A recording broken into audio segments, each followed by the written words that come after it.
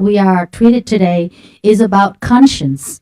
I think that in this world, every humankind is linked to, God or the superpower or in our faith by a conscience.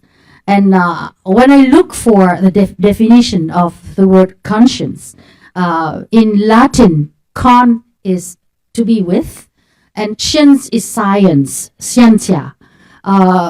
So I think that when we are in some faith, every faith, we have a voice inside of us, which is beyond us, and it will help us to know right from wrong, and it has to be educated. Xin nói lại tiếng Việt. Chúng tôi thấy rằng trong vấn đề tín ngưỡng, khi mà mình tin một đấng nào đó cao hơn mình, có sức mạnh hơn mình, thì trong mình có cái vấn đề lương tâm. Thì cái chữ lương tâm ở trong ý nghĩa Latin đó là cum scientia, đó là cum là với, và scientia đó là khoa học, là có một cái tiếng nói ở trong cái lòng của mình mà mình được cho, mỗi người đều nhận cái tiếng nói đó. Cái tiếng nói đó tiếng Việt mình gọi là lương tâm. Khi mình làm một cái việc gì đó, mình biết phải hay trái. Khi mình làm điều trái, mình cảm thấy mình băn khoăn khó chịu, mình khó chịu. Và khi mà mình làm điều phải thì mình có một cái niềm vui. Thì cái tiếng nói đó trong lòng mỗi người, thì trong mỗi tôn giáo mà mình theo đều có cái tiếng nói đó. Thì xin hỏi trong ví dụ như với thầy truyền đạo, thì thầy với người ED chẳng hạn, thứ nhất tiếng ED, tiếng lương tâm là chữ lương tâm nói sao ạ? Tiếng lương tâm là tiếng ED là gì? Nên bằng tiếng ED không? Lên tâm đơ. Tập đơ. Vâng. Tức là cũng có người ED biết cái vấn đề có lương tâm. Vâng. Và chị Tuyết theo chị Tuyết là người đi sát với giới trẻ từ nhỏ trong giới Công giáo, thì chị nghĩ là vấn đề lương tâm khi mà chị giáo dục các trẻ em trong thiếu nhi thánh thể nó như thế nào?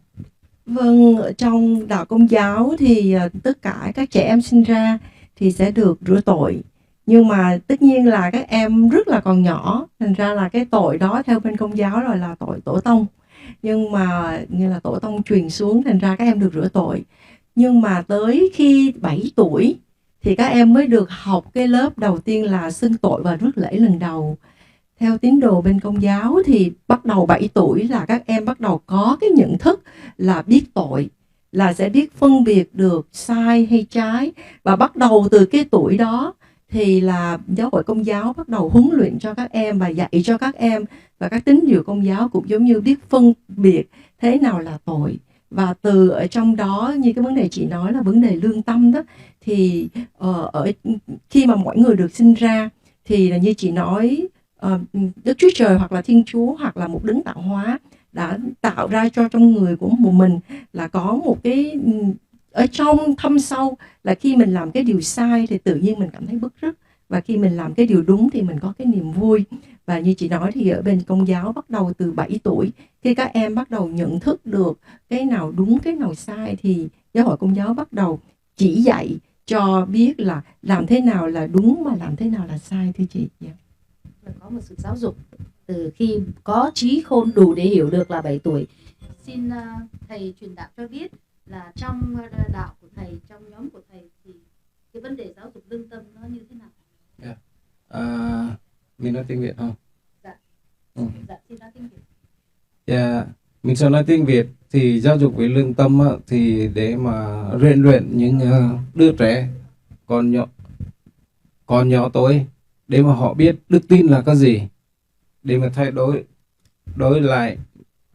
Trong khi hồi trước thì họ chưa có đức tin, nhưng mà sau này họ đã biết đức tin. Khi mình giáo dục họ thì mình phải làm cho họ báp têm chẳng hạn. Đó là cách rửa tội như bên chị nói. Còn bên Tin Lành là làm báp têm. Mà khi mình muốn làm báp têm cho họ, mình phải giáo dục cho họ biết những cái gì điều tốt và điều xấu. Mình biết là ở nước Mỹ này nhiều cái tự do quá, nhưng mà cái tự do đó mình phải biết lựa chọn những cái gì tốt và những cái gì xấu, cho nên mình phải tập cho mấy đứa nhỏ là vậy. Còn tôi thì cũng cảm ơn quý vị và cảm ơn mục sư thì đưa cho tôi đến ngày hôm nay. Đây là lần đầu tiên tôi gặp mặt các anh chị em ở đây. Yeah. Xin chị Victoria cho biết bên Cao Đài như thế nào. Victoria rất cảm ơn đạo Cao Đài thì là người cao đạo sau này, nhưng mà cũng không phải là thầy truyền giáo. Victoria là cái nghề làm trung úy, là chaplain. So my job is I have to allow me like to be accommodate a lot of different religions. So Cao Đài thì có rửa tội, nhưng mà họ có gọi là tắm thánh. Okay. Thì tắm thánh là tắm thánh để không phải là rửa tội. Tắm thánh đây là đem những đứa trẻ này cũng giống như là được rửa tội, nhưng mà họ không có tin dùng chỉ rửa tội mà họ dùng chỉ tắm thánh. Thì khi mà con nhà đạo được tắm thánh là trở thành một người tín đồ Cao Đài, nhưng họ phải dự hai cái lễ, mà phần đông những người Cao Đài theo những cái phong tục khác nhau á, thì những người mà theo về bên Tây Ninh đó, còn Tây Ninh đó, thì họ phải làm là cái lễ nhập môn. Okay. Khi 18 tuổi phải làm cái lễ nhập môn. Trong cái lễ nhập môn này có một cái câu minh hệ rất là quan trọng. Thành ra những tín đồ Cao Đài khi mà làm lễ nhập môn rồi á, là họ phải trọng cái câu minh hệ. Đó là tại sao chúng ta thấy ngày nay có cái nhóm mà gọi là môn đệ Cao Đài. Okay, là tại vì khi đó là người nhập môn là vô chung một cái nhóm nhà. Còn các em mà tắm thánh theo cái hội thánh, những hội thánh khác á, thì họ không có cần làm lễ nhập môn, nhưng mà họ sẽ làm một cái lễ là thành nhân. Okay. Thì con gái là 16 tuổi, con trai 18 tuổi mới làm được. Thì cái đó là bên đạo Cao Đài. Mà tại sao họ phải làm như vậy? Họ làm như vậy là tại vì Cao Đài gọi là tộc đạo, và không có, tức là được vô cái gia tộc, được nhập vô và họ đạo. Và nhiều khi đó là có bây giờ đó, là trong cái thời kỳ này đó, là quý vị thấy những cái tên đó của quý vị chức sắc Cao Đài đó, là có thường, rồi có thanh, rồi hoặc là có những cái từ quý vị nghe nó rất là xa lạ, đồng ý không? Giống như chị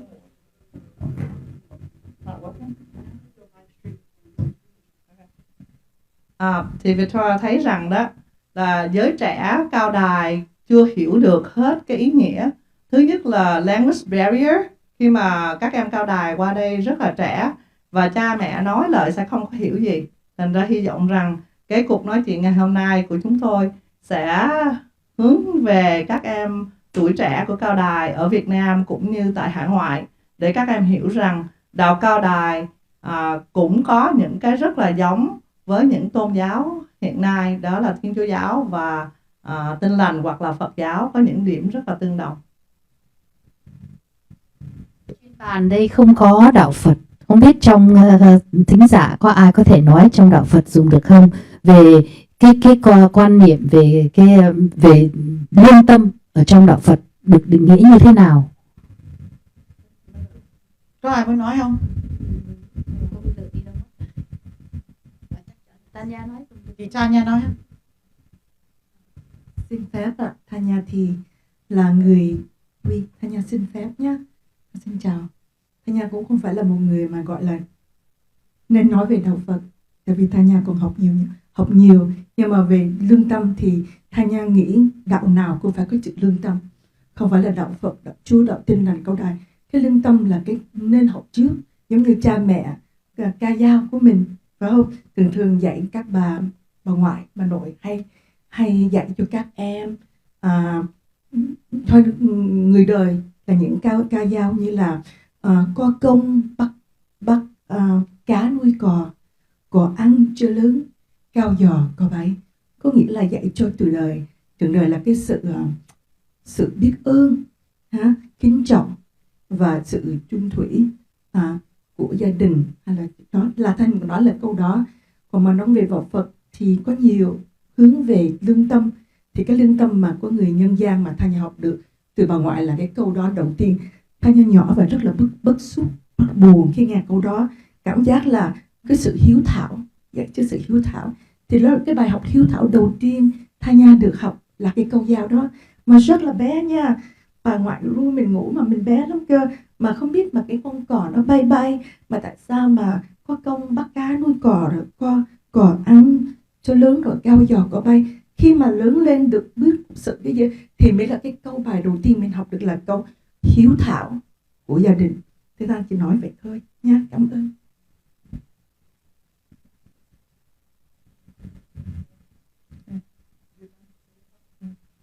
Thì Victoria xin trở lại qua cái phần này, thì cái phần là chúng ta có hỏi luận. Nhưng mà trước khi chúng ta sẽ có những cái cuộc hỏi luận, Victoria muốn những người trẻ có cái cơ hội đặt câu hỏi, hoặc Victoria sẽ đặt câu hỏi những người trẻ. Thì hôm qua có chọn một số người và nói là hy vọng rằng ngày nay không có người thì chị bắt em một cái. Thì Michael đã được chọn trước rồi, và mấy người này thì mình chọn, mình hỏi thôi. Nếu mà các em trả lời được thì trả lời. Ok. Tại Michael nói tiếng Việt cũng rất là thất cười đó. Nói giỏi hơn Victoria không, mình không biết, ok. Nhưng mà we will try our best to speak in Vietnamese. Since this is livestream and we want to focus on the young people, so we try to be bilingual for you guys. Okay, even though either language is not good to me, English or Vietnamese. So our second part is I want to raise the sample, like how you live your life, how do you sacrifice your life and you involve, because this is an important process for young people. First, we're talking about like how your moral value, okay, and the compass of our consciousness is very important. So the religion is the base of it, right? But when you go out into life, there's a religion and a spiritual practice. And a lot of young people nowadays say, I'm not religious, I'm spiritual. Because guess what? I just meditation and go to sleep, right? That's easy for a lot of young people to do. But if you advocate what is good out there, how to be a good person, you have to sacrifice a lot. Priority. On a weekend, instead of help out with the PPS or S like activity, I'd rather to go and have fun, right? Or I can do something else. But our life, everybody have 24 hours. Nobody have more than 24 hours, agree? So we see some good example during this IIF summit last year. We saw the basketball player. Sorry, I don't know their name. Even I met a lot of famous people. What is his name? I try not to pronounce people. Okay, so Anna's Freedom. And there's like 3 more people. This summit, they try to promote the young people, famous people. And why? Because young people are attracted to famous people. Look, we all 4 right here. None of us is like celebrity. Are you celebrity? That I don't know. She's the youngest. No, this is a celebrity, right? So she's famous. But young people nowadays, they're attracted to famous, right? That fame, that they want to be engaged. But, oh, you know what? My daughter said, I come because there's like, you know, what's her name? The one that, the daughter of boxer. She wants to be like, that's her role model. So I want to see her. Why? Because that is like motivate you, right? But in the back of our mind, we have to have that moral compass. That our conscience is really important to guide us to become a better person. So now you have here how we share, and this is something that I changed a little bit, okay? I'm asked both because I want to do the generation gap cho hai cái thế hệ, để hai thế hệ có thể nói được với nhau. Tại vì thế hệ anh chị, những người đi trước đã hy sinh rất nhiều để cho chúng ta có cái cơ hội được tự do tín ngưỡng và có nhân quyền tại đất nước Hoa Kỳ. Và chúng ta hy vọng rằng một ngày nào đó trên mảnh đất quê hương Việt Nam sẽ có tự do nhân quyền và tín ngưỡng. Nhưng mà cái thế hệ đó phải ra từ đâu? Là những người trẻ tuổi, những người lớn lên trong cái môi trường phải được dung đắp.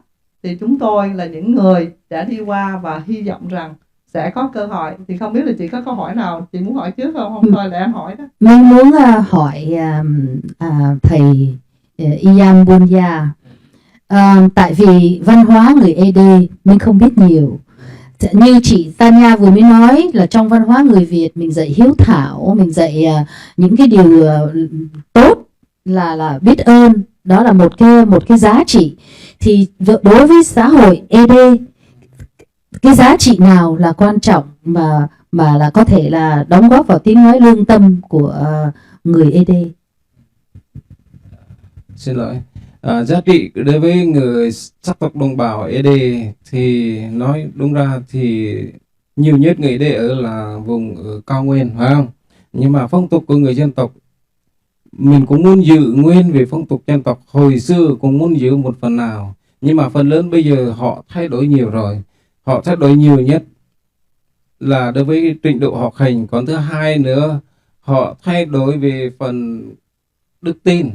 Hồi xưa là mình chưa có đức tin, cũng có nhưng mà cũng chưa được có nhiều lắm, nhưng mà sau này thì nhiều rồi. Nhưng mà sau này nhiều á thì rất tiếc bên Việt Nam mình họ không có cho thờ phượng Chúa. Mình biết như vậy, họ không cho thờ phượng Chúa, cho nên lúc nào thờ phượng Chúa thì họ cũng phải canh gác cho nhiều, cho nên là freedom là chưa có.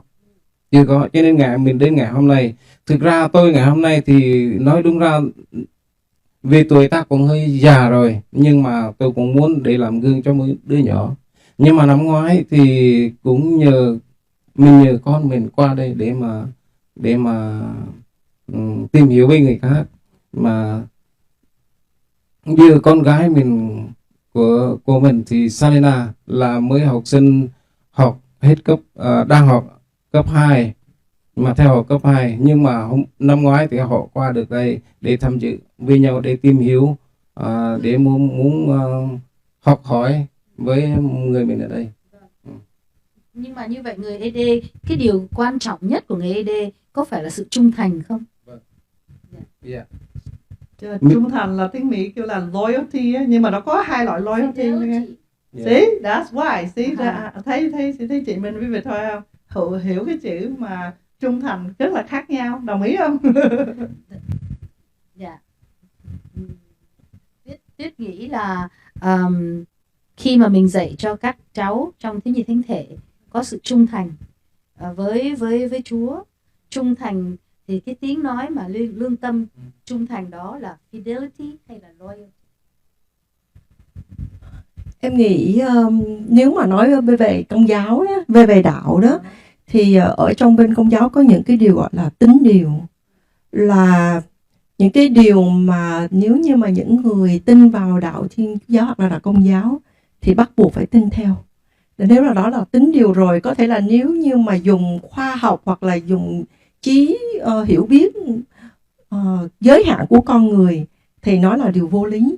Nhưng đối với giáo hội Công giáo, đó là tín điều, là điều phải tin, chẳng hạn như tín điều Đức Mẹ Đồng Trinh. Đó, nó đi ngược lại với lại khoa học, nhưng mà đó là một cái tín điều. Thì nếu như mà chị nói về cái điều mà trung thành đó, đối với những người mà theo đạo Công giáo, thì đó là điều phải tin tưởng, không có cái sự question, có nghĩa là mình không có hỏi lại và không có dùng khoa học để chứng minh những cái điều đó. Tuy nhiên với đạo Công giáo hoặc là đối với Thiên Chúa thì Ngài cho mọi người cái sự tự do, và cái sự tự do cái là freedom, nghĩa rằng là mọi người được sinh ra và Thiên Chúa mời gọi mọi người tin vào những cái điều Ngài dạy. Tuy nhiên Ngài vẫn cho mọi người cái sự tự do để mà lựa chọn. Và chính vì thế thì giống như là nếu theo tín điều bên Thiên Chúa giáo là Thiên Chúa là người tạo dựng ra trời đất và con người. Nhưng chúng ta thấy rằng là có rất là nhiều tôn giáo, đúng không, trên thế giới này, và không chỉ là chỉ có Công giáo hoặc là Tin Lành là những người tin về theo kiểu là Đức Chúa Trời. Nhưng mà Ngài đã cho mọi người cái sự tự do, và từ đó thì mọi người được cái sự lựa chọn vào chúng cái niềm tin của họ. Nhưng mà em vẫn nghĩ rằng là tôn giáo giống như là chân thiện mỹ, và như là một cái cội rễ. Tất cả các tôn giáo đều bắt nguồn từ một cái rễ ra là chân thiện và mỹ. Và mỗi một tôn giáo là một cái cành cây, một cái cành ở trên một cái cây. Cho nên chúng ta là liên hệ lại là thành một.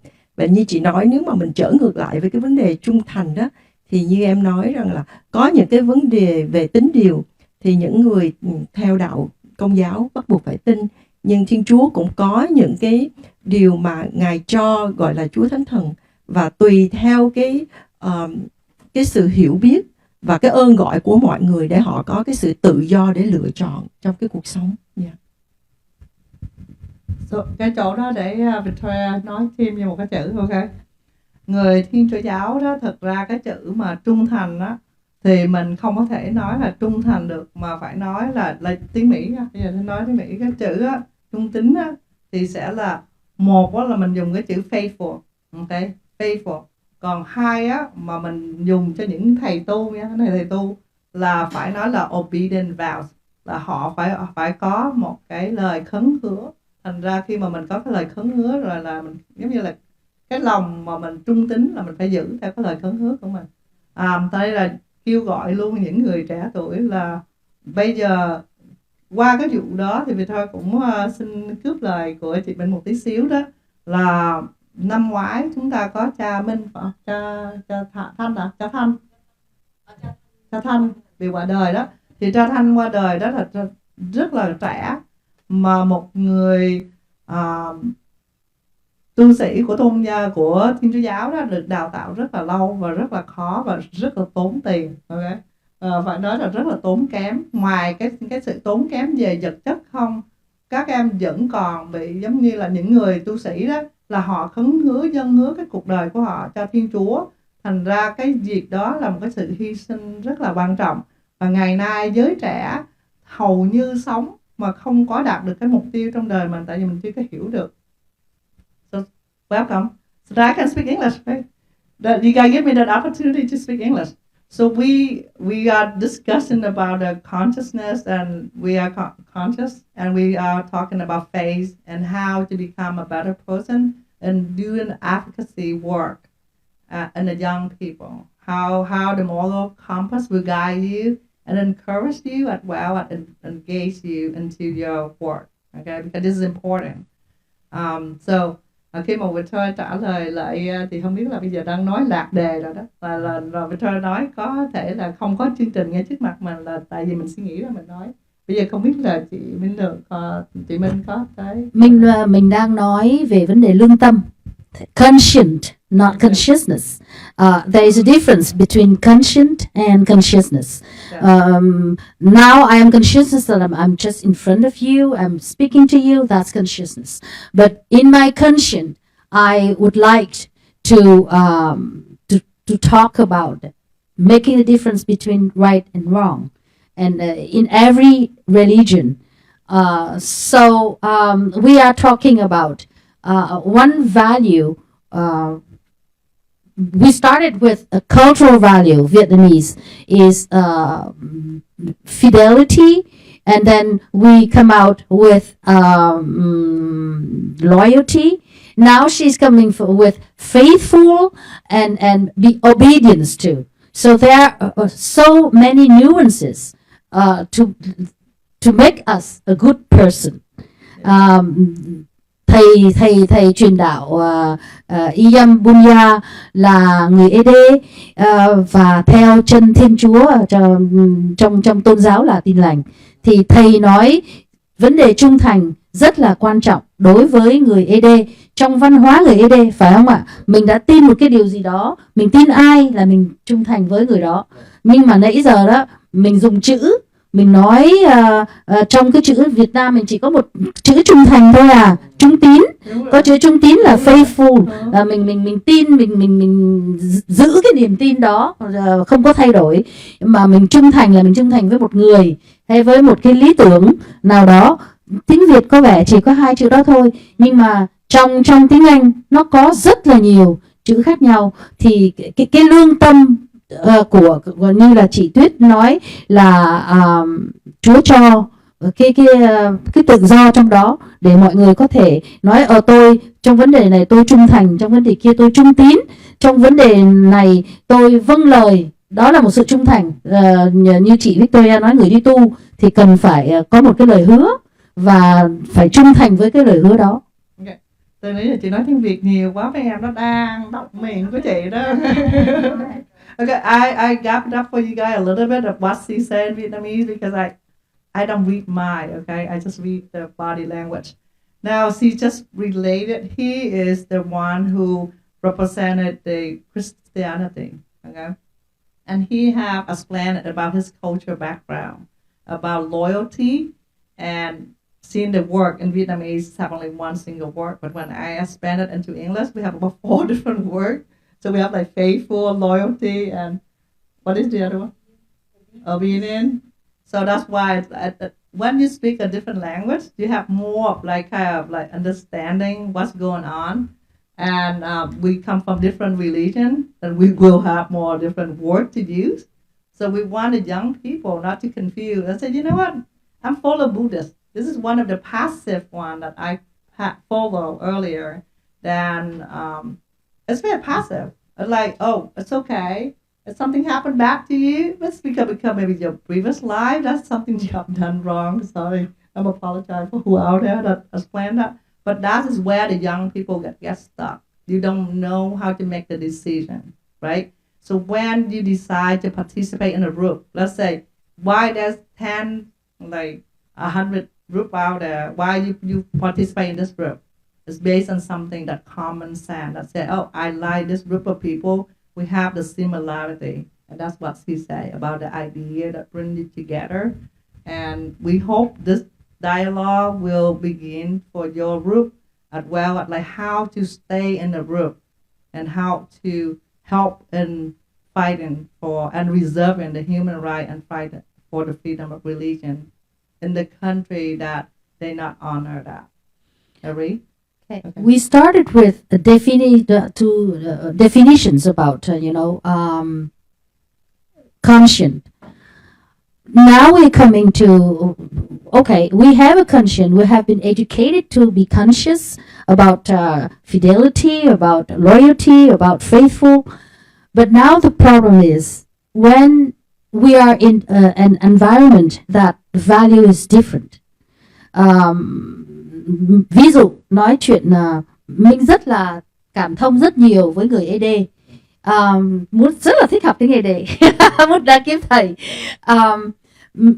và mình biết là chúng tôi biết là người ED bị rất nhiều khó khăn trong việc theo Chúa, trong việc nuôi lương tâm, tiếng nói của lương tâm theo Chúa, theo Thiên Chúa. Tại vì thứ nhất là trong sắc tộc ED ngày xưa trước khi rửa tội có những cái điều nó khác mà mình phải thay đổi để mình theo Chúa. Đó là một cái đã là khó.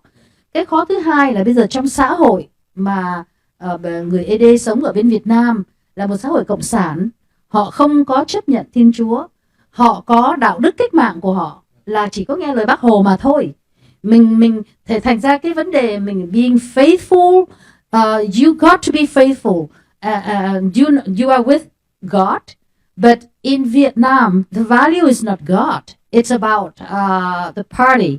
You have to be faithful with the party, not fidelity.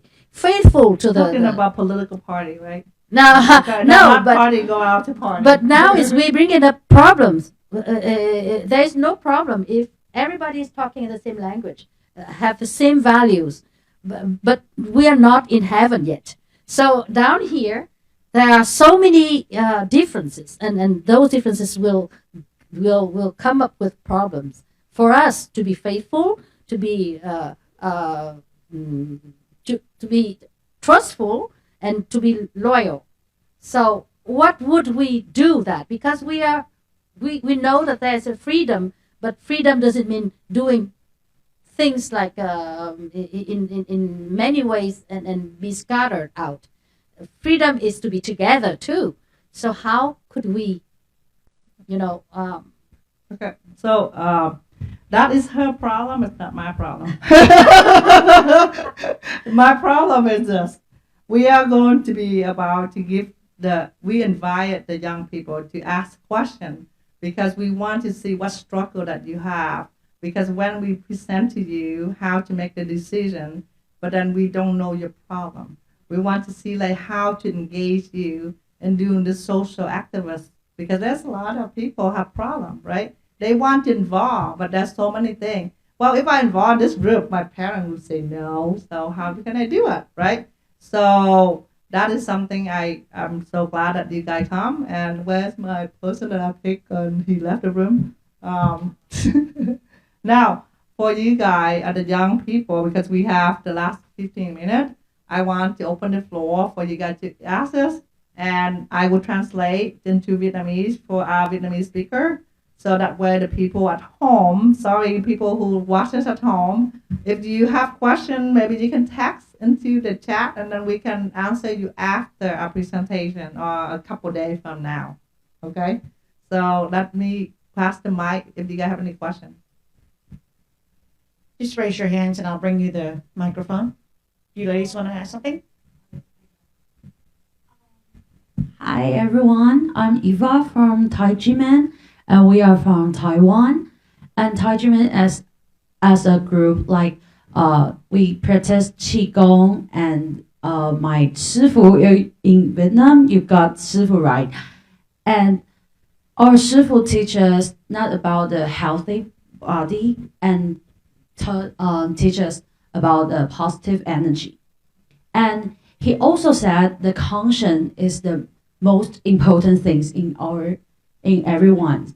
Yeah, and we are also suffering our governments also persecute us in Taiwan, but our Shifu also teach us that we love Taiwan and we are the citizen of Taiwan, and we need to tell the government you need to do right things. So actually, I want to know how to tell the government that, oh, you cannot use your state power to persecute your citizens. Yeah, and because the conscience is you said, and our Shifu said, and he said also you if you have the conscience and you get the good education, and then you get good country. Yeah.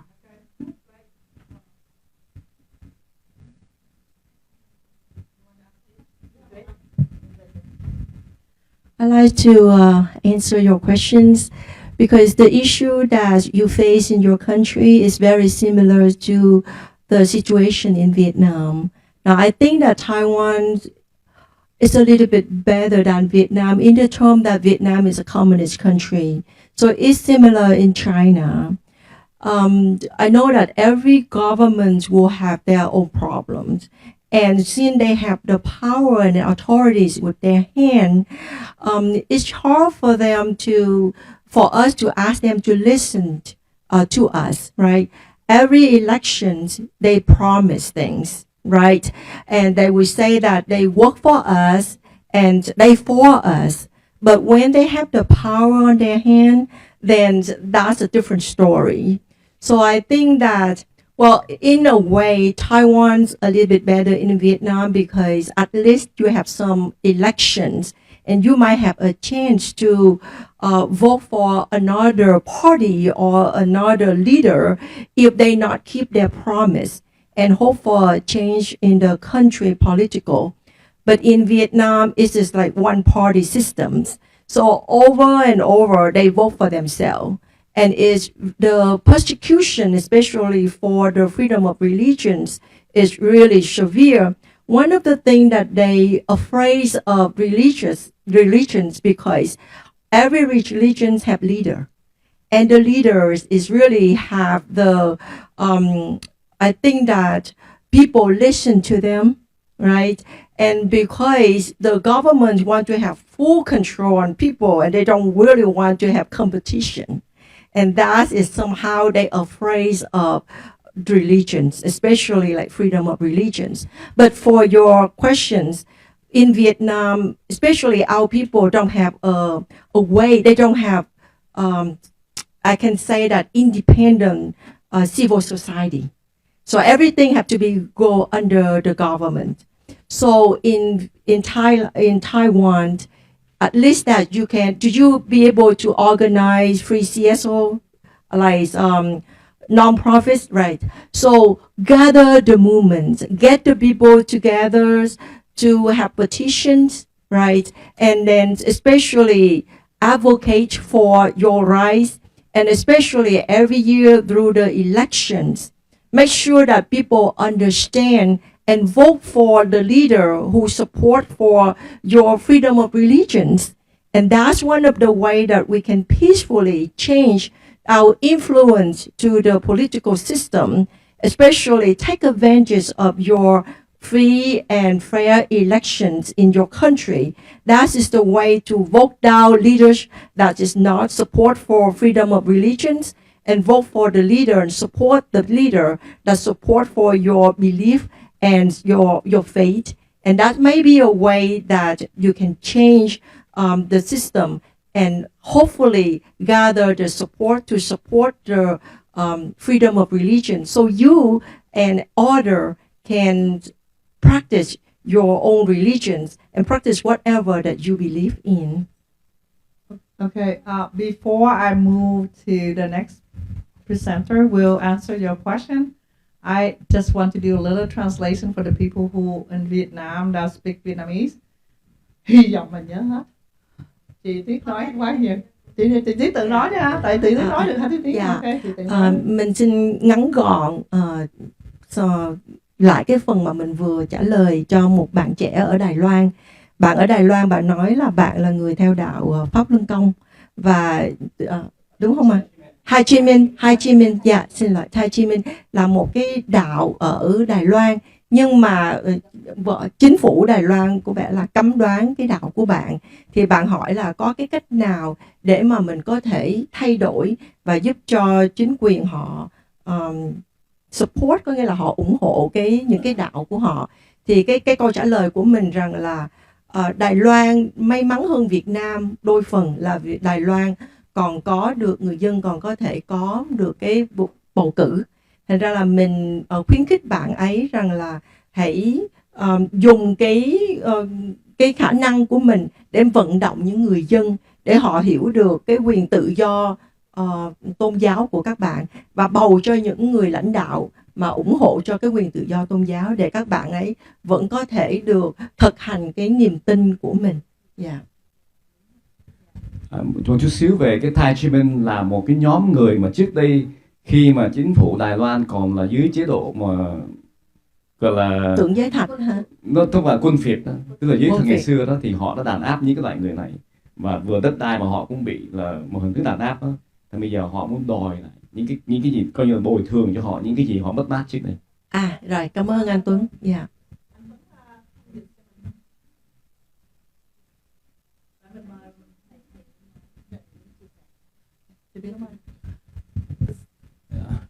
Cảm ơn.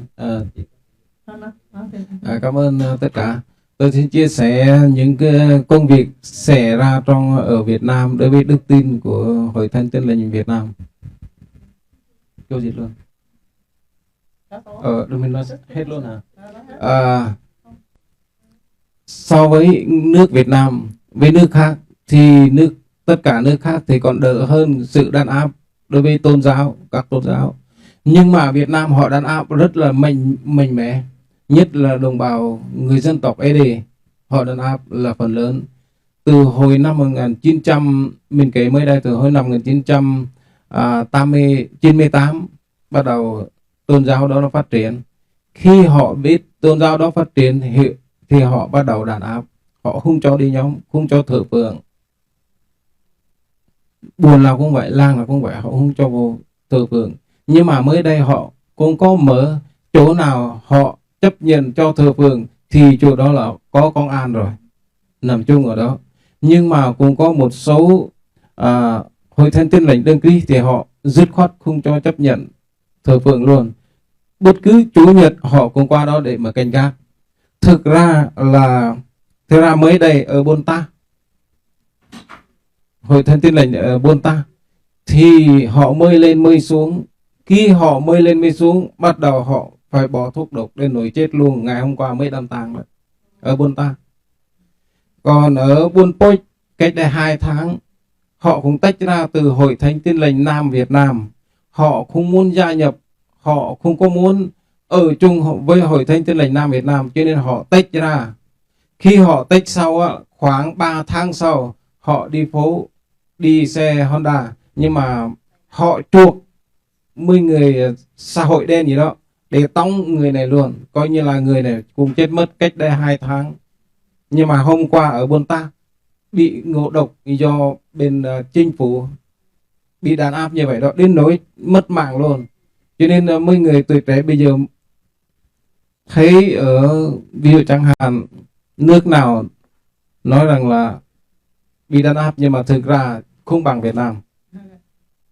So his answer is more, he gives a sample of what's going on in Vietnam, that like they actually come after their life.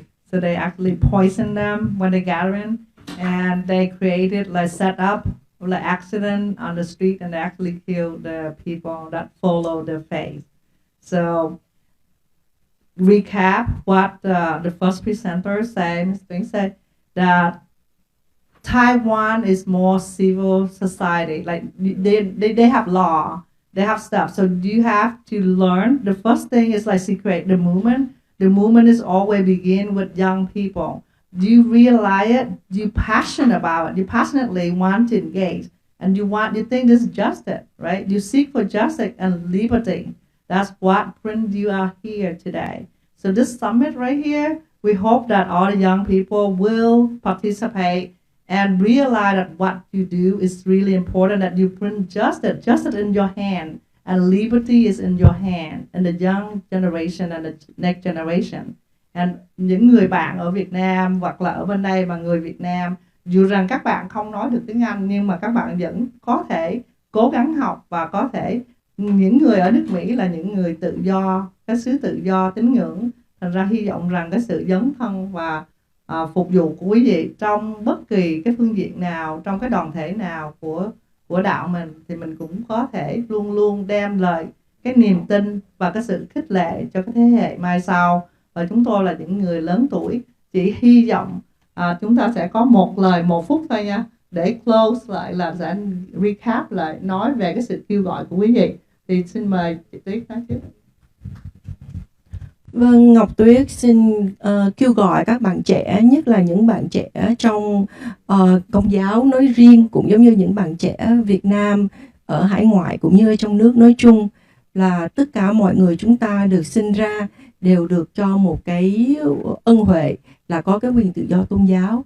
Thành ra là nếu những bạn nào ở nước ngoài đã được hưởng những cái tự do tôn giáo thì hãy đấu tranh cho cái quyền này cho những bạn trẻ, nhất là ở Việt Nam và những nước mà có những cái sự áp bức, thì mình chia sẻ được cái sự tự do cho mọi người, thì đó là một cái niềm vui và một cái niềm hạnh phúc cho cái cuộc sống của mình. Yeah. Riêng chúng tôi thì xin nhắc các bạn trẻ là trước khi đi đến bước tôn giáo thì có lương tâm. Cái vấn đề nuôi cái lương tâm của mình cho đúng, biết nhìn sự thật trái phải như thế nào rất là quan trọng.